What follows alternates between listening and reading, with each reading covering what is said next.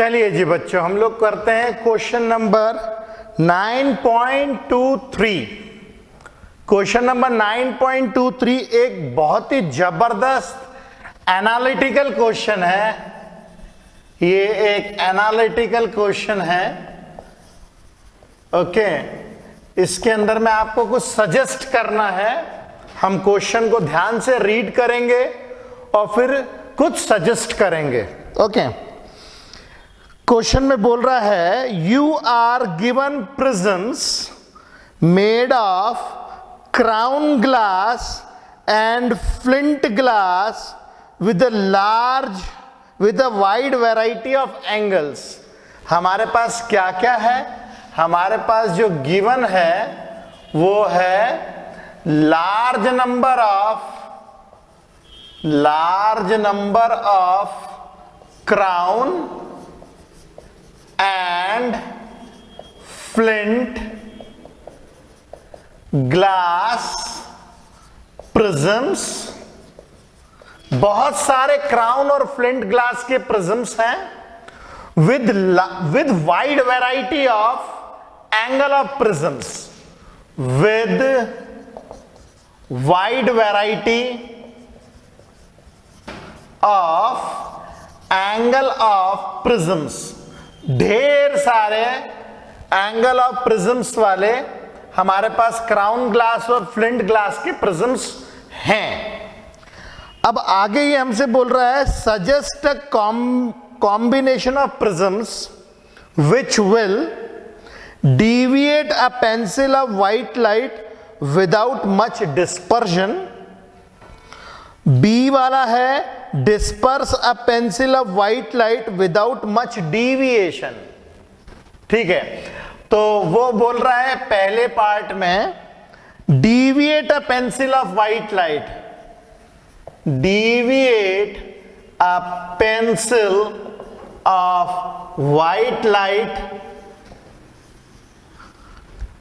without much dispersion,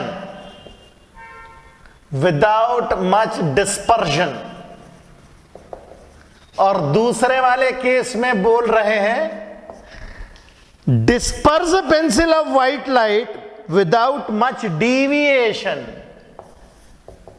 disperse a pencil of white light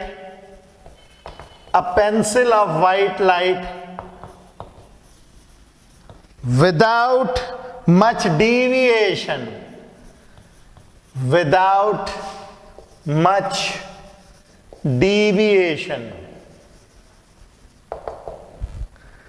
तो ये दो तरीके के केसेस हैं। एक में हमसे बोल रहे हैं डिविएशन जो है चलेगा मगर डिस्पर्जन नहीं चलेगा। इस वाले केस में कह रहा है डिविएशन चलेगा, नो प्रॉब्लम, मगर डिस्पर्जन नहीं होना चाहिए। दूसरे इसमें कह रहा है डिस्पर्जन चलेगा मगर डिविएशन नहीं होना चाहिए। ये दो अलग अलग टाइप के केसेस हैं। हम लोगों ने रिकॉम्बिनेशन ऑफ जो लाइट पड़ी थी न्यूटोनियन एक्सपेरिमेंट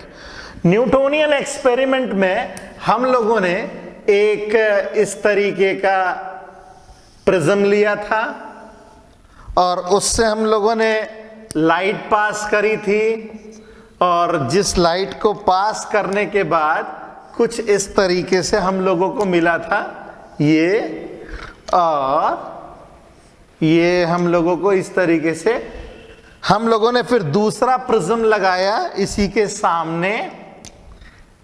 सामने एक हम लोगों ने दूसरा प्रिज्म लगाया, और दूसरे प्रिज्म के अंदर में ये इसको ज्वाइन करवा दिया था, और ये हमारी वाइट लाइट निकल गई थी बाहर कुछ इस तरीके से। वो बोल रहा है डिविएशन होगा चलेगा मगर डिस्पर्जन नहीं होना चाहिए। देखिए ओरिजिनल लाइट हमारी जा रही है ऐसी, ठीक है, और जो निकलने वाली लाइट जा रही है वो ऐसी। देखिए डिविएट हो गई, डिविएशन चलेगा no problem, deviation is acceptable मगर डिस्पर्जन नहीं होना चाहिए। ये पहला केस है, डिविएशन एक्सेप्टेबल है मगर डिस्पर्जन एक्सेप्टेबल नहीं है। दूसरे केस में वो बोल रहे हैं कि ऐसा कुछ अरेंजमेंट करिए, ऐसा कुछ अरेंजमेंट कीजिए जिसके अंदर डिस्पर्जन हो जाए चलेगा मगर डिविएशन नहीं होना चाहिए। डिस्पर्जन हो जाए चलेगा मगर डिविएशन नहीं होना चाहिए। तो जैसे मान लीजिए मेरी ये जो लाइट आई है, ये जो लाइट है वो कुछ इस तरीके से बाहर निकले कि ये दोनों जो लाइट है ये पैरेलल रहे। ठीक है, ये मैंने कौन सा कलर दिखाया है? केवल येलो कलर, मीन कलर दिखाया है, येलो कलर। बाकी दूसरे कलर्स हैं, जैसे ये रेड भी है इसमें, इसके अंदर ब्लू भी है, ये ब्लू, ये रेड, और फिर ये इसके बाद ब्लू, और उसके बाद ये ब्लू चला जा रहा है, ये रेड चला जा रहा है। वो चलेगा, इसमें डिस्पर्जन हो जाए वो चलता है मगर इसके अंदर में डिविएशन नहीं आना चाहिए। जो ओरिजिनल लाइट है और जो इमर्जेंट लाइट है वो पैरेलल होनी चाहिए। मगर उस लाइट में कौन सी लाइट? वो तो एवरेज वाली light, mean light, that is yellow colour. Got the point? तो अब इसके अंदर में वो बोल रहा है डिविएशन चलेगा, तो इसको हम कैसे हैंडल करें? इसके लिए हम लोग क्या करेंगे? हमें डिस्पर्जन इसमें नहीं चाहिए, तो for no dispersion,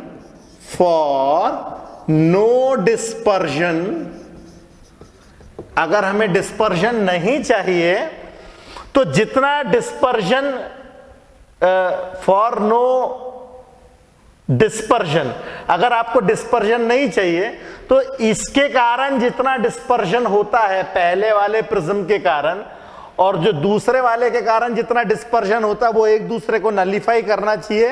that's what done in Newtonian experiment. Newton के एक्सपेरिमेंट में यही था।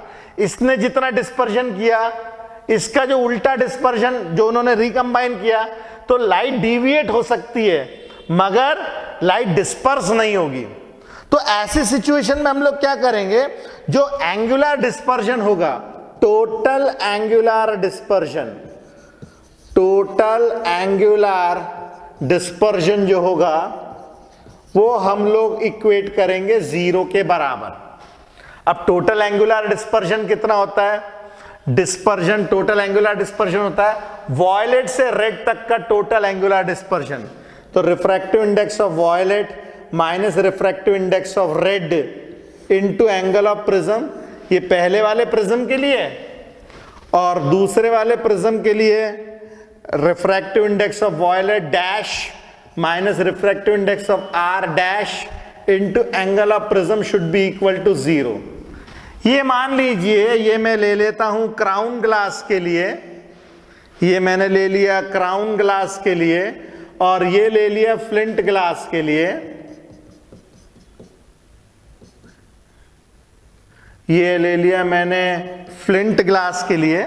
दोनों का टोटल एंगुलर डिस्पर्जन होना चाहिए 0 के बराबर। तो NV minus NR into A, this will be equal to minus of NV dash minus NR dash into A dash. अब यहां पे ये जो माइनस साइन इंडिकेट कर रहा है वो ये कर रहा है कि एक प्रिज्म को दूसरे प्रिज्म के सामने इन्वर्टेड रखना पड़ेगा।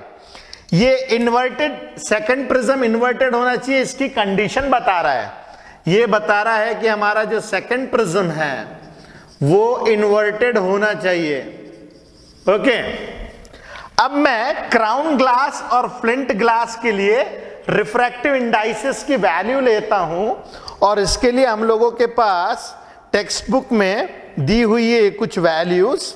टेबल 9.2 का इस्तेमाल कर रहा हूं मैं, और क्राउन ग्लास के लिए मैं वॉयलेट कलर का जो रिफ्रैक्टिव इंडेक्स लेता हूं वो ले लेता हूं, कितना है क्राउन ग्लास के लिए 1.533 माइनस, रेड के लिए ले लेता हूं 1.515 into angle of prism crown glass के लिए, this is equal to minus of flint glass के लिए ले लेता हूं 1.663 minus 1.622 into angle of prism crown glass flint glass के लिए।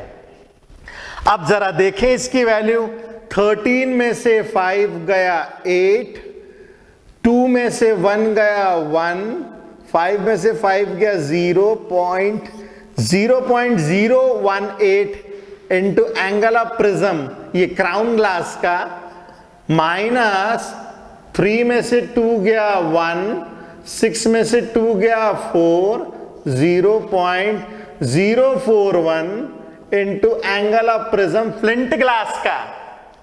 अब आप देखिए, ये है मेरे पास बड़ी वैल्यू और ये है मेरे पास छोटी वैल्यू, ये स्मॉल है और ये वैल्यू मेरे पास बिग है।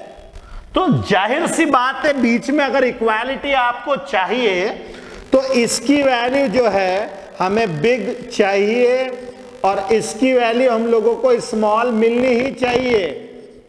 इसका मतलब यह है कि जो क्राउन ग्लास का एंगल ऑफ प्रिज्म है, जो क्राउन ग्लास का एंगल ऑफ प्रिज्म है वो फ्लिंट ग्लास के एंगल ऑफ प्रिज्म से बड़ा होना चाहिए।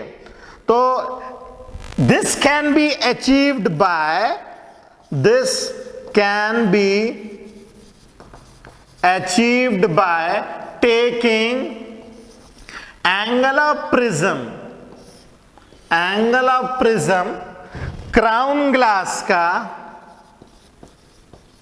Greater than angle of prism flint glass का। अगर हम ऐसे, क्योंकि हमारे पास में ढेर सारे ऐसे प्रिज्म्स रखे हुए हैं ना, अलग अलग एंगल ऑफ प्रिज्म के ढेर सारे क्राउन और फ्लिंट ग्लास के अलग अलग हम लोग अरेंजमेंट रखते जाएंगे। जहां पे ये कंडीशन सेटिस्फाई हो जाएगी वहां पे हम लोग जो है डिविएशन पाएंगे मगर डिस्पर्जन नहीं मिलेगा। Got the point? तो ये हमारी पहली कंडीशन थी। दूसरी कंडीशन है बी वाली, ये हमने सजेस्ट किया है, ये हमने सजेस्ट किया है कि आपको क्राउन ग्लास का angle of prism flint glass से बड़ा चाहिए ही चाहिए। दूसरे केस में बोल रहा है डिस्पर्जन चलेगा मगर डिविएशन नहीं चलेगा। तो डिविएशन, चूंकि हमारे पास में 7 कलर्स के शेड होते तो हम कौन सा कलर ले, तो हमने एवरेज कलर ले लिया, दैट इज येलो कलर। ठीक है, तो उस कंडीशन में जो मीन कलर होगा इसका, हम लोग जो मीन कलर है वो येलो कलर ले रहे हैं। We are taking mean colour as yellow. तो अब यहां पे जो हमारी पास व्हाइट लाइट है, व्हाइट लाइट जो है, इस व्हाइट लाइट का जो भी डायरेक्शन है उसके मीन कलर का भी वही डायरेक्शन माना जाएगा। तो ये ओरिजिनल पाथ है येलो कलर का। अब ये पास हुआ और यहां से डिस्पर्शन हो गई, मगर जो येलो कलर जिस पाथ से निकला वो इससे पैरेलल है, हम देख सकते हैं। इसका मतलब है इसके अंदर में डिविएशन नहीं हुई, डिस्पर्जन हो गई, कलर फैल गए, डिस्पर्जन हो गई मगर डिविएशन नहीं हुई। तो ऐसे सिचुएशन में जो दोनों जो डिविएशन, दोनों प्रिज्म जो डिविएशन दे रहे होंगे येलो कलर के लिए खास तौर पे, वो दोनों एक दूसरे को नलिफाई करना चाहिए। करेक्ट? तो for deviation for mean colour should be taken as 0. Deviation for total deviation for yellow color should be equal to 0. तो deviation of yellow color -1 into angle of prism plus deviation of yellow color dash -1 into a dash, this should be equal to 0. अब यहां पे भी मैंने वही काम किया है, ये ले लिया मैंने क्राउन ग्लास के लिए, ये मैंने क्राउन ग्लास के लिए ले लिया, और ये ले लिया मैंने फ्लिंट ग्लास के लिए, ठीक है। सिमिलरली जैसे हमने यहां किया था, तो refractive index of yellow colour -1 into A, this is equal to minus of refractive index of yellow colour dash -1 into A dash. अब मैं येलो कलर का रिफ्रैक्टिव इंडेक्स टेबल से रेफर करता हूं, और क्राउन ग्लास के लिए मिल रही है 1.517, तो 1.517 -1 into A, that is equal to minus. Flint glass के लिए मिल रही है येलो कलर की 1.627, ये मिल रही है हम लोग को 1.627 -1 इंटू ए डैश। और यहां पे माइनस साइन क्या इंडिकेट कर रहा है कि सेकंड प्रिज्म इन्वर्टेड होना चाहिए। यहां पे माइनस साइन इंडिकेट कर रहा है कि जो सेकंड प्रिज्म है वो इन्वर्टेड होना चाहिए। ओके, अब इसको सॉल्व करें यदि, तो ये आ जाएगा 0.517 इंटू ए, ये आ जाएगा 0.627 इंटू ए डैश। अब आप देख सकते हैं कि ये वैल्यू बड़ी है और ये वैल्यू छोटी है, ये वैल्यू स्मॉल है, करेक्ट, ये वैल्यू स्मॉल है और ये वैल्यू स्मॉल है और ये वैल्यू बिग है। तो इस क्योंकि इक्वेट करना है हम लोगों को, बराबर लेकर के आना है ना, तो इसकी वैल्यू जो है बिग होनी ही चाहिए और इसकी वैल्यू स्मॉल होनी ही चाहिए, तभी ये इक्वालिटी जो है जस्टिफाई करेगा। अब ये किसकी थी कंडीशन? क्राउन ग्लास की थी। इसका मतलब ये है कि to achieve this situation, to achieve this angle of prism crown glass का should be greater than angle of prism flint glass का। फ्लिंट ग्लास का एंगल ऑफ प्रिज्म से बड़ा होना चाहिए क्राउन ग्लास का एंगल ऑफ प्रिज्म। ओके, तो अब इस सिचुएशन में आप देखिए दोनों जगह पे क्राउन ग्लास का angle of prism flint glass से बड़ा आया है। इसका मतलब हम लोग ये दोनों सिचुएशंस अचीव कर सकते हैं। आप क्राउन ग्लास और फ्लिंट ग्लास के प्रिज्म को उल्टा रखिए, आप कोई सा भी पहले और कोई सा भी बाद में रख सकते हैं, इसमें कोई दिक्कत नहीं है। मगर इस चीज का ध्यान रहे, अगर एक प्रिज्म क्राउन ग्लास का है तो दूसरा क्राउन का अगर रखोगे तो कभी भी ये सिचुएशन हमें नहीं मिलेगी। एक क्राउन का है तो एक फ्लिंट ग्लास होना ही चाहिए। आप इसको इंटरचेंज कर सकते हो, कोई आपत्ति नहीं है, मगर आपको दो अलग अलग मटेरियल के ग्लास प्रिज्म लेने पड़ेंगे। चाहे आपको ये कंडीशन सेटिस्फाई करानी हो, चाहे कंडीशन आपको ये सेटिस्फाई करानी हो, दोनों ही केस में क्राउन ग्लास का एंगल ऑफ प्रिज्म आपको बड़ा चाहिए ही चाहिए। ओके, तो ये एक एनालिटिकल क्वेश्चन था। ये मैंने पहले ही बताया एनालिटिकल क्वेश्चन है, आपको इसमें डेटा अगर गिवन नहीं हो तो हम इसको क्वेश्चन को सॉल्व नहीं कर पाएंगे। ये इंफॉर्मेशंस हम लोगों को पता होनी ही चाहिए। Got the point? चलिए, आई होप समझ में आया होगा। फटाफट कीजिए।